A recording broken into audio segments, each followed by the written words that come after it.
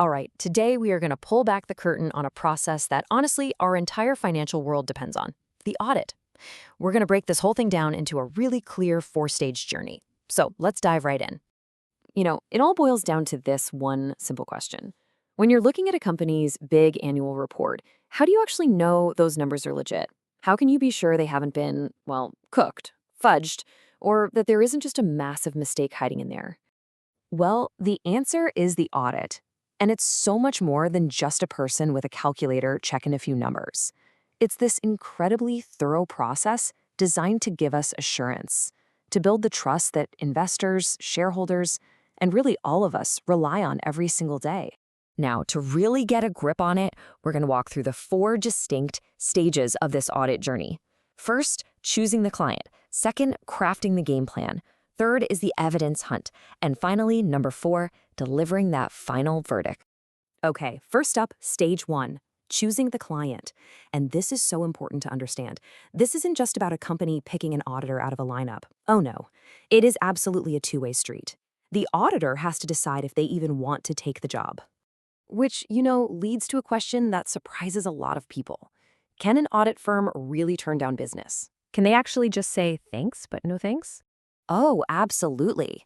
In fact, they're required to. An auditor has to size up the relationship right from the very beginning.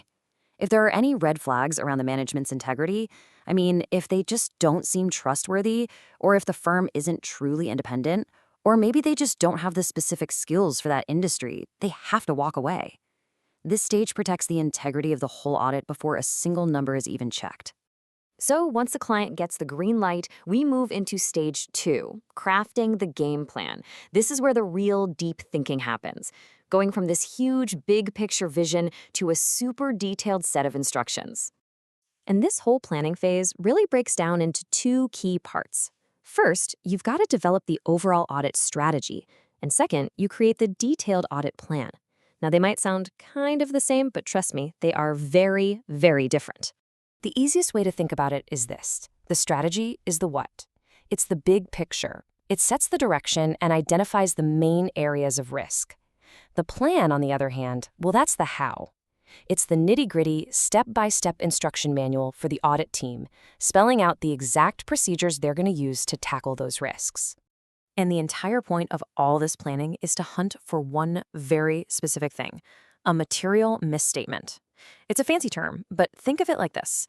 Getting the date wrong on an internal memo, that's just a typo, right? But misstating your company's revenue by $10 million, that is a material misstatement.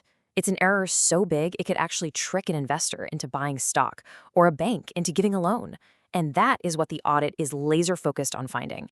Now we move to stage 3, and this is where the action is. This is the evidence hunt. With that solid game plan in hand, the auditors now head out into the field to gather proof and respond to all those risks they identified. Now, to do this right, an auditor needs a very specific mindset. It's called professional skepticism. And this isn't about being cynical or negative, not at all. It's about being a really good detective. A detective doesn't just take an alibi at face value. They ask for receipts, they look for camera footage. In the same way, an auditor doesn't just accept a number on a spreadsheet. They trace it all the way back to the original invoices and bank statements. It's the professional version of trust but verify. And this is where you can see how dynamic the audit process is. If the planning stage flags an area as super high risk, the auditors can't just follow the standard playbook. No way. They have to ramp up their response. This can mean bringing in the heavy hitters, more senior staff, or increasing supervision. They might even throw in some curveballs, like totally unpredictable surprise inventory counts, just to keep everyone on their toes. And finally, that brings us to the grand finale, stage 4, delivering the final verdict. All that planning, all that evidence gathering, it has all been leading up to this moment, the evaluation and the final official report. So after months of digging and analyzing, what does it all boil down to? What's the final grade the company gets on its financial report card? Well, the result comes in one of 4 flavors, which, we can totally think of as a report card. An unmodified opinion, that's your A+, gold star. It means the financials are presented fairly. An except for opinion is kind of like a B. Things are mostly good, but there's one specific thing the auditor needs to call out. Then you get the really serious ones. An adverse opinion, Oof, that's a failing grade. It's the auditor saying the financials are flat out misleading. And a disclaimer? That's basically an incomplete. The auditor just couldn't get enough evidence to even form an opinion. So, what's the big, crucial takeaway from all this? An audit provides reasonable assurance, not an absolute ironclad guarantee. It dramatically reduces risk and builds a ton of confidence, but it is not a promise that every single number is perfect down to the last penny. It's a powerful tool, but like any tool, it has its limits. And that leaves us with one final thought.